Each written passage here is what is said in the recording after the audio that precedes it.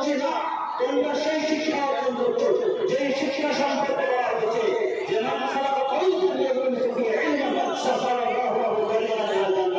যারা দিনের শিক্ষা অর্জন করে, ধর্মের শিক্ষা অর্জন করে, কোরআন হাদিসের শিক্ষা অর্জন করে, তারা সেটা জান্নাতের পথে প্রতি। তো আমরা জান্নাত পাওয়ার জন্য হজ করতে যাই, আমরা জান্নাত পাওয়ার জন্য নামাজ পড়তে যাই, আমরা জান্নাত পাওয়ার জন্য কত রকমের আমল করি, কিন্তু জান্নাত পাওয়ার সাথে থেকে সহজ উপায়, সাথে ভালো হাদিসের শিক্ষা অর্জন করছে, তাদের জন্য ফেরেশতা